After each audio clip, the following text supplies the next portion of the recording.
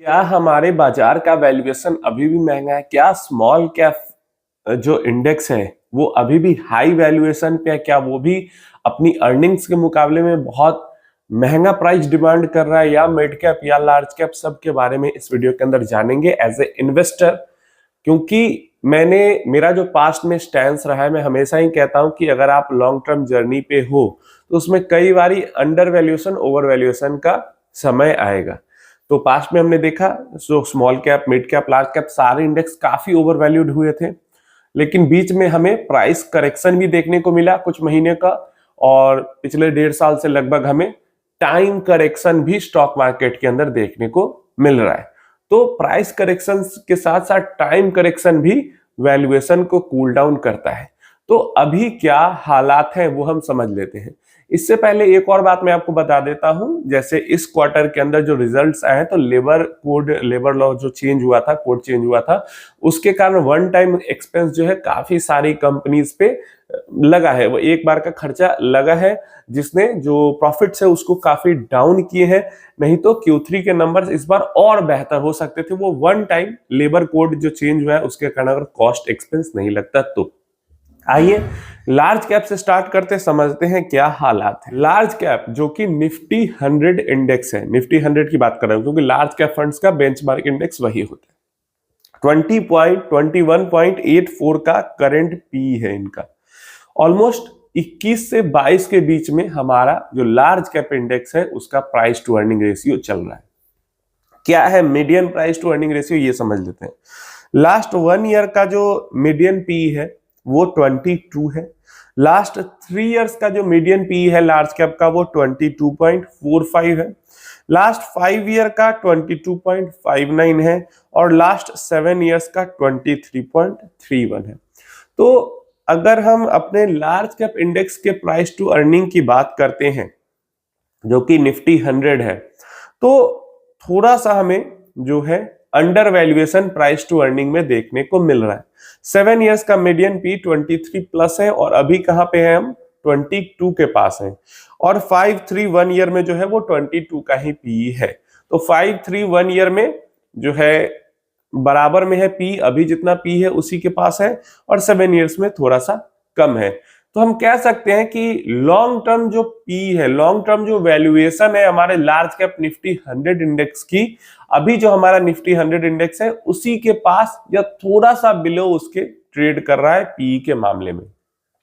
तो बहुत ज्यादा हाई वैल्यूएशन पे हमारा जो लार्ज कैप इंडेक्स है वो नहीं है। हमारा लार्ज कैप इंडेक्स जो है वो फेयरली वैल्यूड है। अब इसी के अंदर कुछ स्टॉक्स डीप वैल्यू में रह सकते हैं, कुछ स्टॉक्स जो है वो हाई वैल्यू में रह सकते हैं, ओवर वैल्यू में रह सकते हैं, लेकिन ओवरऑल इंडेक्स की बात करें लार्ज कैप तो फेयरली वैल्यूड है हमारा। नेक्स्ट, किसी तरीके की कोई रिकमेंडेशन नहीं है, आप अपने फाइनेंशियल डिसीजन अपने अकॉर्डिंग ही ले। कोई यहाँ पे बाई सेल का रिकमेंडेशन नहीं है। जो डेटा कह रहा है, हमेशा ही मैं जो डेटा कहता है वो बताता हूँ, जो न्यूज अपडेट्स आती है वो बताता हूँ, अच्छी हो बुरी हो, खरीदना है बेचना है क्या करना है वो सब आपको करना है। मेरा काम है जो जानकारी है वो आप तक पहुंचाना। मिड कैप इंडेक्स की बात कर लेते हैं।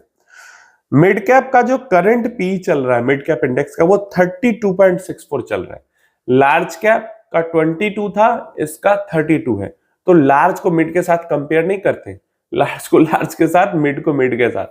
तो देखिए जो लॉन्ग टर्म पी है मिड कैप का वो समझ लेते हैं। तो 1 ईयर का जो मीडियन पी है वो 33.72 है, ऑलमोस्ट 34 को टच कर रहा है। तो 1 ईयर के मुकाबले में अभी पी जो है वो कम हुआ है, वैल्यूएशन कम हुआ है। 3 इयर्स का ऑलमोस्ट 33.5 33.45 का पी है मीडियन, उसके मुकाबले में भी कम है। लेकिन जब हम 5 इयर्स का मीडियन पी देखते हैं तो 31.41 है, और अभी करंट पी जो है मीडियन का वो 32.64 है। 7 ईयर में भी 31 के पास मीडियन पी है, लेकिन अभी 32 से भी ऊपर चल रहा है। तो लॉन्ग टर्म जो प्राइस टू अर्निंग मल्टीपल है मिड कैप इंडेक्स का, मिड कैप कौन सा इंडेक्स है, निफ्टी मिड कैप 150, जो कि बेंचमार्क इंडेक्स है सारे मिड कैप फंड्स का। तो लॉन्ग टर्म पी के मुकाबले में करंट पी जो है प्राइस टू अर्निंग रेशियो है वो मिड कैप इंडेक्स का ज्यादा है। जैसे अगर मान लो 7 ईयर्स ही लेके चल रहे हैं, 10 ईयर्स का डेटा भी हम देख रहे हैं, 7 ईयर्स का 31.49 मतलब 31.5 का पी है। अभी अगर हमारे मिड कैप का पी अगर 28 होता, 27 होता करंटली, तो हम कहते हैं कि under valued mid cap index है हमारा, मिड कैप स्टॉक्स एवरेज जो है वो अंडर वैल्यूड है, लेकिन नहीं है। हमारे जो मिड कैप इंडेक्स है या फिर कहूं मिड कैप स्टॉक्स है इंडेक्स के अंदर के, वो ज्यादातर स्टॉक्स जो है वो ओवर वैल्यूड टेरिटरी में अभी भी है मिड कैप सेक्टर में। लार्ज कैप फेयरली वैल्यूड चल रहा था, एवरेज भी 22 है, अभी भी 22 के पास है। मिड कैप में क्या हो रहा है, एवरेज 31 के पास है और अभी 32 से ऊपर है। समझ रहे हो? तो पहले से फिर भी काफी, पहले ये 34-35 जा रहा था तो पहले से काफी कम हुआ है, लेकिन फिर भी अभी भी मिड कैप इंडेक्स जो हमारा है वो ओवर वैल्यूड जोन में है। जो लोग जानना चाह रहे थे वो समझे। अब आते हैं स्मॉल कैप पे। निफ्टी स्मॉल कैप 250 इंडेक्स, जो कि सारे स्मॉल कैप फंड्स का बेंचमार्क इंडेक्स है। वैसे स्मॉल कैप फंड्स ऊपर के 250 स्टॉक्स छोड़ के नीचे जहां चाहे वहां इन्वेस्ट कर सकते हैं, लेकिन इंडेक्स के लिए 250 स्टॉक्स का इंडेक्स बनाया गया है स्मॉल कैप कैटेगरी में। अब यहां पे अगर बात करते हैं तो करंट जो पी है, प्राइस टू अर्निंग रेशियो है, वो 26.83 मतलब 27 के पास है। 26 टू 27 के पास है current price to earning small cap to 50 index का। लॉन्ग टर्म देखें तो लास्ट 1 ईयर का मीडियन जो रहा है वो 30 प्लस रहा है, लास्ट 3 ईयर का मीडियन 28 प्लस रहा है, 5 ईयर का भी 28 प्लस रहा है और 7 ईयर का 30 प्लस रहा है। तो मीडियन पी जो है यहाँ पे वो भी काफी वॉलेटाइल है अलग अलग टाइम पीरियड में, लेकिन 28 टू 30 का मीडियन पी दिख रहा है लास्ट 7 ईयर्स में, और जो इंडेक्स है हमारा वो 26-27 के आसपास का पी दिखा रहा है। तो यहां पे भी हमें थोड़ी सी अंडर वैल्यूएशन दिख रही है। स्मॉल कैप में थोड़ी सी अंडर वैल्यूएशन दिख रही है, लार्ज कैप फेयरली वैल्यूड दिख रहा है और मिड कैप ओवर वैल्यूड दिख रहा है। अभी का जो प्राइस टू अर्निंग, जितनी कमाई हो रही है इंडेक्स की, उसके अगेंस्ट में जितने प्राइस पे ये ट्रेड कर रहे हैं उसके अकॉर्डिंग ये चीजें दिख रही हैं।